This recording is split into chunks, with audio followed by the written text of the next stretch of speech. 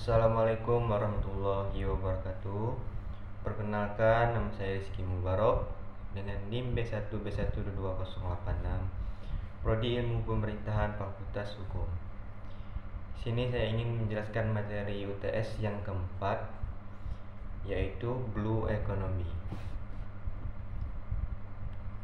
Kita masuk ke pembahasannya. Pembahasannya terdapat 4 materi, yaitu yang pertama latar belakang Blue Economy, yang kedua sejarah Blue Economy, yang ketiga konsep Blue Economy, dan yang keempat indikator Blue Economy.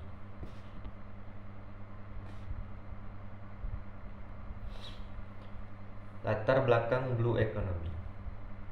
Indonesia merupakan negara yang memiliki potensi laut yang sangat besar. Kekayaan sumber lautan mencakup lebih dari 70% permukaan bumi, seperti pertambangan, rumput laut, terumbu karang, dan sebagainya. Semuanya memiliki nilai ekonomi yang sangat besar untuk kesejahteraan rakyat, terutama kaum nelayan dan pengusaha diving.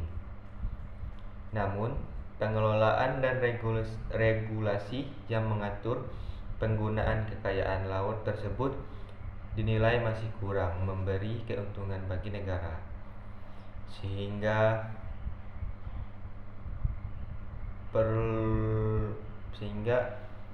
perlu upaya-upaya dari berbagai pihak untuk bekerja sama dalam pemanfaatan kekayaan laut secara optimal dan terarah.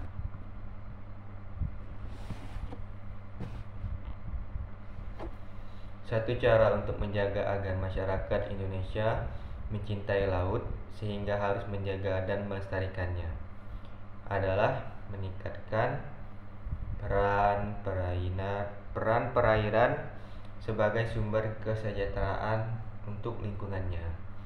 Makin penting perairan bagi masyarakat, maka masyarakat akan makin rajin memperhatikan dan mengurus perairannya.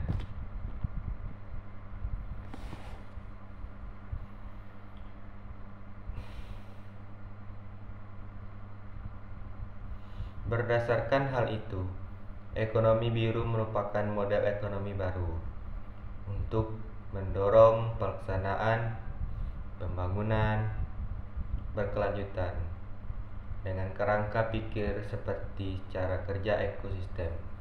Paradigma ekonomi biru mengajak belajar dari alam dan menggunakan logic of ecosystem di dalam menjalankan pembangunan.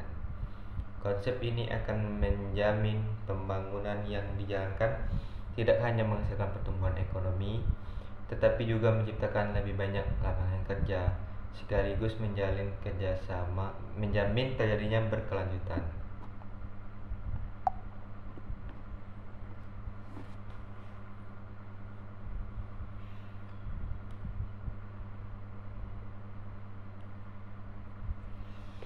Sejarah Blue Economy. Istilah ekonomi biru pertama kali diperkenalkan pada 2010 oleh Gunter Pauli melalui bukunya yang berjudul The Blue Economy, 10 tahun sampai 100 Innovation and 100 Million Jobs. Sejak diartikannya Konvensi Perserikatan Bangsa-Bangsa tentang hukum laut melalui Undang-Undang Nomor 17 Tahun 1985 tentang pengesahan Konvensi Perserikatan Bangsa. Kebijakan pembangunan ekonomi kelautan sebagai pembangunan ekonomi kedaulatan dengan model ekonomi biru demi terwujudnya Indonesia sebagai negara kepulauan yang mandiri, maju, kuat, dan berbasis kepentingan nasional. Ekonomi biru terus berjalan dan selalu dikaitkan dengan pengembangan wilayah pesisir. Konsep ekonomi biru sama dengan konsep ekonomi hijau, yaitu ramah lingkungan, dengan berfokus pada negara berkembang memiliki wilayah laut yang biasa disebut dengan Small Island Development Status atau disingkat SIDS. DES. Dalam hal ini, ekonomi baru diarahkan untuk mengurangi masalah kelaparan, mengurangi kemiskinan, menciptakan biota laut yang berkelanjutan, mengurangi resiko bencana di wilayah pesisir, serta mitigasi dan adaptasi dalam perubahan iklim.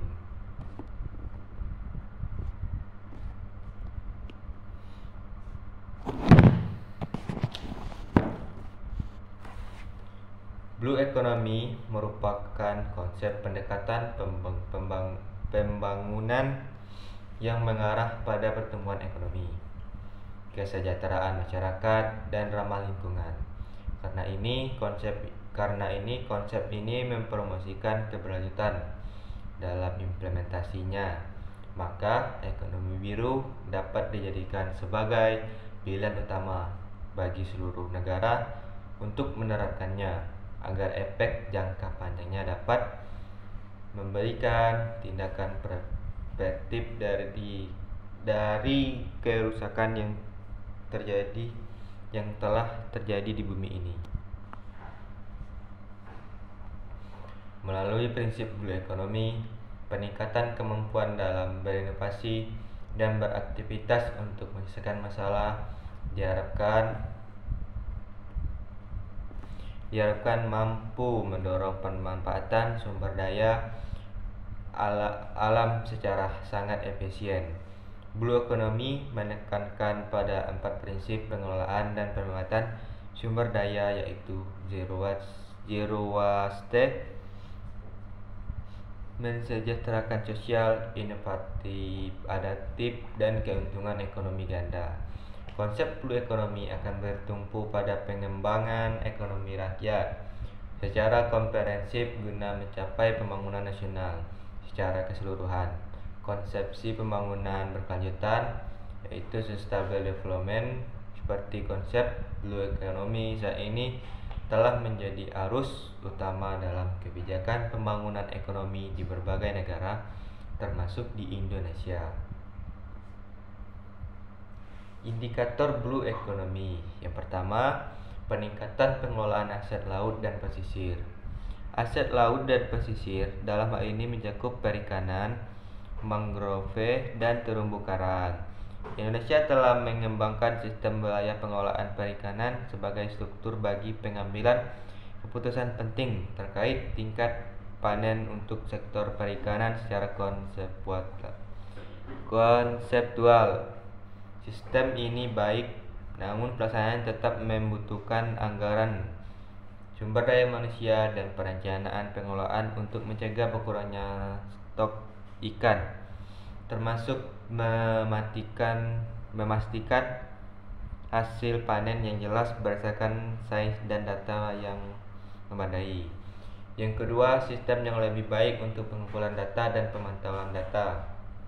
Bintang laut Indonesia yang kompleks membutuhkan adanya sistem informasi terperinci dan tepat waktu bagi pengelolaan perikanan, ekosistem, dan dampak dari kegiatan manusia.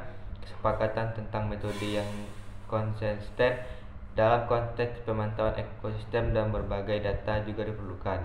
Pemantauan dampak lingkungan dapat diperluas ke destinasi wisata populer untuk mendekatkan masalah dan menyediakan informasi dalam pengembalian langkah-langkah migrasi secara tepat waktu.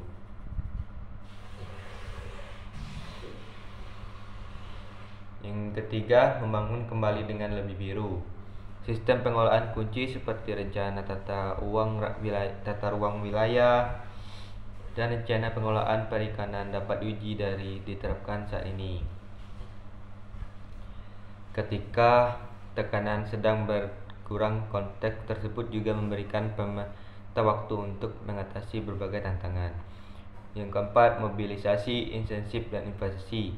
Peningkatan layanan dasar dan infrastruktur dasar dalam pengumpulan sampah, layanan air, dan pembangunan limbah diperlukan untuk mengelola dampak lingkungan terhadap daerah pesisir, meningkatkan layanan dasar dan kualitas hidup masyarakat pesisir, serta melindungi destinasi wisata dari kerusakan. Dalam jangka panjang, ekonomi biru Indonesia akan membutuhkan ekonomi sirkulasi yang mengurangi sampah sejak awal, Upaya ini meliputi kebijakan yang menaikkan harga plastik, insentif bagi inovasi dan daur ulang, dan perubahan perilaku yang untuk mendorong penggunaan plastik. Baiklah, sekian dari materi saya untuk yang materi yang keempat. Kurang lebihnya saya mohon maaf. Saya akhiri, wabillahi taufiq wal hidayah. Wassalamualaikum warahmatullahi wabarakatuh.